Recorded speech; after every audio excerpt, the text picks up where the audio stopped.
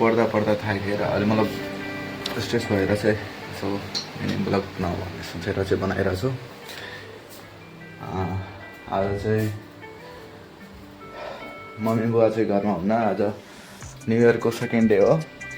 यसमा चाहिँ अब आज चाहिँ मिठो पूजा जस्तो पनि हुन्छ हाम्रो घरतिर, अनि यसो मिठो परिकार खाने हुन्छ। तर आज आमा बुवा चाहिँ बाहिर हुँदाखेरि मिठो खाना नपाए पनि आज एउटा अङ्कलले चाहिँ खानाको निमन्त्रण दिएर चाहिँ एकदमै के भनौँ चिनेकै अङ्कल हुनुहुन्थ्यो।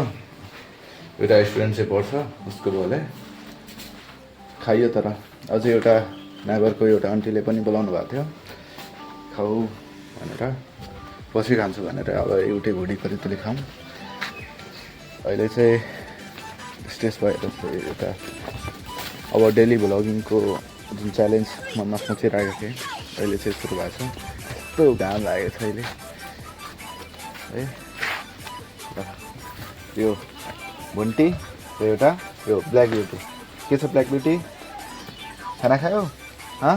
यो हेर्नु त माटो खाएर यस्तो थुक्नुमा के गरेको छ।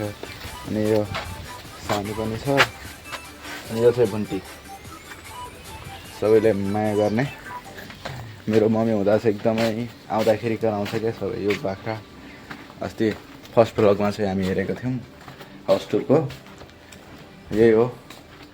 अहिले चाहिँ अब स्टडी गर्दा गर्दा थाकेर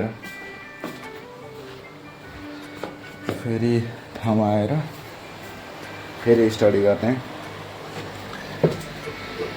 सुहावा खाएर अलि यस्तो स्ट्रेस हुँदाखेरि चाहिँ अब घरमा नहुँदाखेरि चाहिँ अप्ठ्यारो हुन्छ क्या। यताउताको टेन्सन, खेतबारी घाँस ल्याउने होइन, फेरि पढ्ने, फ्युचरको पनि के भन्छ डर हुने। ठिकै छ ल, अलि सपोर्ट गरिदिनु पर्यो हाम्रो साथीभाइ दिदीबहिनीहरू। काममा चाहिँ रेस्पोन्सिबिलिटी आइसकेपछि के गर्न मन लाग्छ के एउटा चाहिँ ब्लगिङ स्टार्ट गर्दै यता स्टडिज ब्लग गर्दैछु। अब हेरौँ के हुन्छ ल। Thank you.